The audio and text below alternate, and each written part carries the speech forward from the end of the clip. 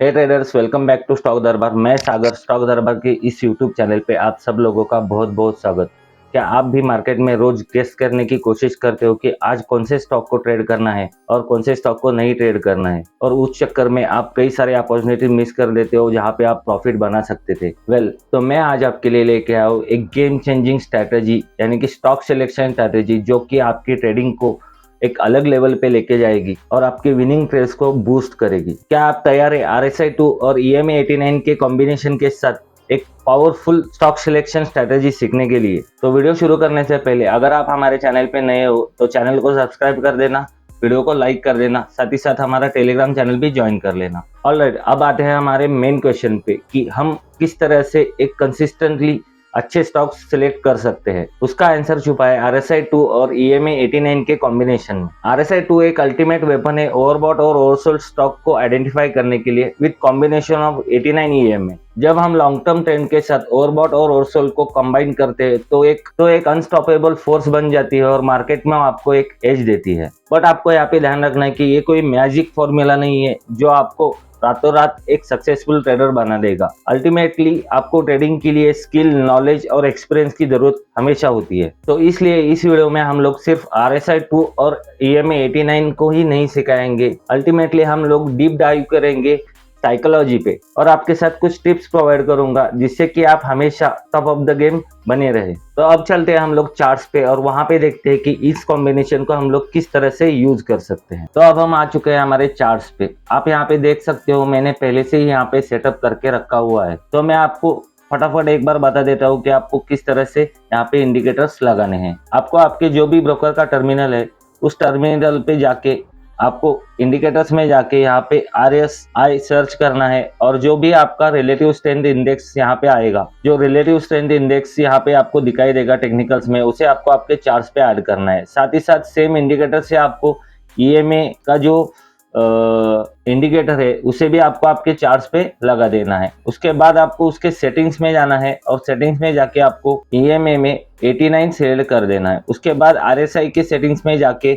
आपको simply RSI 2 यहाँ पे सिलेक्ट कर देना है। मगर उससे पहले मैं आपको यहाँ पे इस स्टॉक सिलेक्शन के कुछ रूल्स है वो मैं यहाँ पे आपको बताना चाहूंगा। उसके लिए हम लोग यूज करने वाले हैं RSI, EMA और डेली टाइम फ्रेम। एक बार आपने ये इंडिकेटर्स आपके चार्ट पे लगा देने के बाद अब मैं आपको यहाँ पे बताता हूँ कि इन इंडिकेटर्स को किस तरह से आपको सेटिंग इसमें चेंजेस करने हैं। फर्स्टली हम लोग यहाँ पे यूज कर रहे हैं RSI। यहाँ पे मैं आपको 1 बाय 1 यहाँ पे सेटिंग्स बताने जा रहा हूँ। तो हम लोग यहाँ पे फर्स्टली डिस्कस करते हैं लॉन्ग, यानी कि बाय सेटअप के लिए हम लोग क्या कंडीशंस हमें मीट होनी चाहिए। यहाँ पे हम लोग RSI यूज कर रहे हैं और RSI का जो सेटिंग होगा यानी कि पीरियड होगा वो 2 पीरियड का RSI हम लोग यहाँ पे यूज करने वाले हैं। साथ ही साथ आपको उसके जो लेवल्स है स्टाइल में जाके उसके लेवल्स में आपको ओवरबॉट का जो लेवल है उसे आपको 10 कर देना है और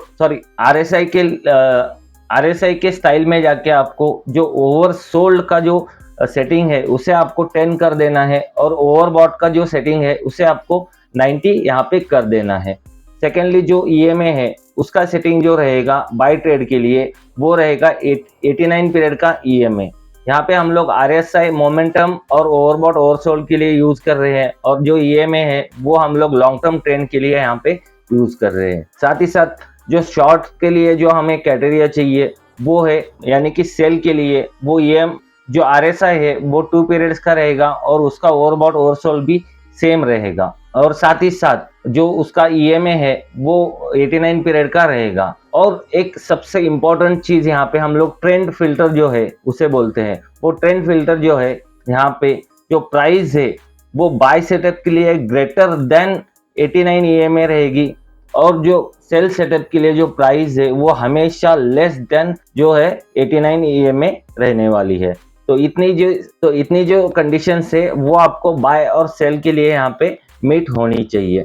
तो सिंपली मैं आपको यहाँ पे अब बताने जा रहा हूँ कि हमें किस तरह से स्टॉक सिलेक्शन करने हैं। उसके लिए मैंने एक स्कैनर बना के रखा हुआ है ऑलरेडी। आप मैन्युअली भी सर्च कर सकते हो, अदरवाइज आप ये स्कैनर के लिंक मैं आपको डिस्क्रिप्शन में दे दूंगा, अदरवाइज हमारे टेलीग्राम चैनल से भी आप इसे कलेक्ट कर सकते हो। तो देखते हैं कि उस स्कैनर में प्रीवियसली कुछ एग्जांपल्स आए थे क्या और उसमें हमारी कंडीशन जो है वो किस तरह से मीटअप हुई थी। तो ये चार्टिंग का स्कैनर है, इसमें लगभग 10 से 11 जो स्टॉक है वो मंडे के लिए यहाँ पे दिखाई दे रहे हैं। तो इस मंडे के जो स्टॉक्स है उसमें देखते हैं हम लोग कि हमारी कंडीशन किस तरह से फुलफिल हो रही है, और उसके बाद मैं आपको एक दो एग्जांपल्स दिखाऊंगा बाय ट्रेड के, जो प्रीवियसली हमें किस तरह से रिजल्ट दे चुके हैं। तो यहाँ पे मैं सिलेक्ट करता हूँ टाइटन का स्टॉक, और टाइटन में हम लोग यहाँ पे देखते हैं कि किस तरह से हमारी कंडीशन दिखी थी। तो आप यहाँ पे देख सकते हो टाइटन का जो स्टॉक है वो बाय सेटअप के लिए हमें यहाँ पे मिला है, और बाय सेटअप के लिए फर्स्ट जो कंडीशन है कि जो प्राइस है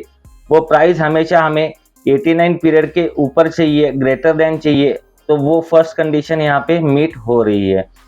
उसके बाद जो हमारा जो RSI 2 है वो 10 लेवल के नीचे चाहिए, यानी कि ओवरसोल्ड होना चाहिए। तो आपको यहाँ पे हमारी जो दूसरी कंडीशन है वो भी आपको यहाँ पे दिखाई दे रही होगी कि बराबर फिल हो रही है। तो इस जैसे स्टॉक्स को हमें नेक्स्ट डे के लिए हमारे वॉच लिस्ट में हमेशा रखना है, क्योंकि इससे हमें बहुत ज़्यादा फायदा होने वाला है आगे जाके। तो शॉर्ट्स के 4-5 और लॉन्ग के 4-5 स्टॉक्स आपको आपके वॉच लिस्ट में नेक्स्ट डे के लिए आपको हमेशा यहाँ पे मिलने वाले हैं। तो अब देखते हैं कुछ प्रीवियसली हिस्टोरिकल एग्जांपल, उसमें हमें किस तरह से का मोमेंटम आपको इस स्टॉक सिलेक्शन के मेथड ने दिया है। तो आपको एक अच्छा कॉन्फिडेंट आपको यहाँ पे आने वाला है उसके साथ। तो अब हम देखते हैं थोड़ा सा इसे बैक टेस्ट करके, और देखते हैं कि हमारे इस स्टॉक सिलेक्शन के मेथड से हमें किस तरह से रिजल्ट मिले हैं। हम लोग रिलायंस पे ही देखते हैं डेली टाइम फ्रेम पे, और यहाँ पे आपको पता चल जाएगा कि क्या कंडीशंस हमें यहाँ पे मिली थी। आप यहाँ पे देख सकते हो 18 तारीख को रिलायंस में हमें एक सिग्नल आया था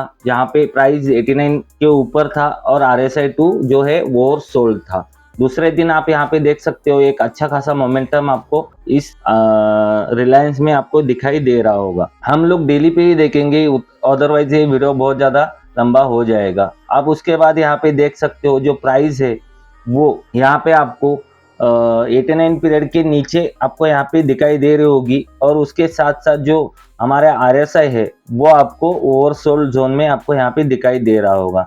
तो उसके बाद आप देख सकते हो उस दिन कितना अच्छा मोमेंटम आपको दूसरे दिन मिला है। मैं आपको यहाँ पे ट्रेडिंग किस तरह से करना है वो यहाँ पे समझाने की कोशिश बिल्कुल नहीं कर रहा हूँ, आपको सिर्फ स्टॉक सिलेक्शन दे रहा हूँ। एंट्री एग्जिट आप अपने जो भी स्टाइल है उसके हिसाब से, अपने स्ट्रैटेजी के हिसाब से फिलहाल के लिए कर सकते हो।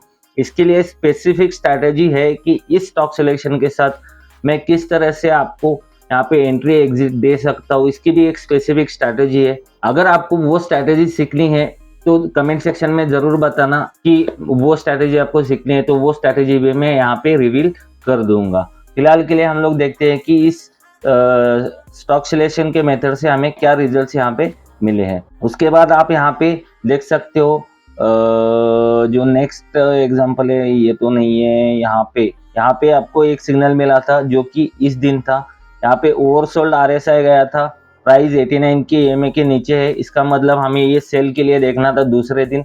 और दूसरे दिन का मोमेंटम आप यहाँ पे देख सकते हो कितना अच्छा मोमेंटम इसने यहाँ पे दूसरे दिन दिया है। इतना बड़ा कैंडल बनाया तो आप यहाँ पे डेफिनेटली कुछ ना कुछ यहाँ पे अर्न कर सकते तो प्राइस 89 EMA के नीचे है, इसकी वजह से हम लोग यहाँ पे ओनली सेल वाले जो है वो यहाँ पे ढूंढने वाले हैं कि सॉरी जो सेल वाले जो सेटअप है वही हम लोग दूसरे दिन यहाँ पे देखने वाले हैं। इस दिन भी यहाँ पे RSI ने सिग्नल दिया था, और उसके बाद नेक्स्ट डे आप यहाँ पे देख सकते हो कि कितना अच्छा एक सेल का ट्रेड यानी कि रेड कैंडल आपको यहाँ पे बनती हुई दिख रही है। अभी भी प्राइस जो है 89 EMA के नीचे है, तो हम लोग ये बाय सिग्नल्स यहाँ पे अवॉइड करने वाले हैं। तो आई होप आप लोगों को ये स्टॉक सिलेक्शन मेथड अच्छा लगा होगा, समझ में आया होगा। अगर कुछ नहीं समझा है, कुछ दिक्कत आ रही है तो कमेंट में आप बता सकते हो, मैं यहाँ पे आंसर करने की पूरी कोशिश करूंगा। तो वापस से एक बार कहता हूँ, अगर आप हमारे चैनल पे नए हो तो चैनल को सब्सक्राइब करना। वो चार्टिंग की लिंक मैं अपने टेलीग्राम में दे दूंगा, वहां से आप उसे कलेक्ट कर सकते हो। तो वीडियो को लाइक करना। तो मिलता हूँ नेक्स्ट वीडियो में, तब तक के लिए थैंक यू, बाय बाय, जय हिंद।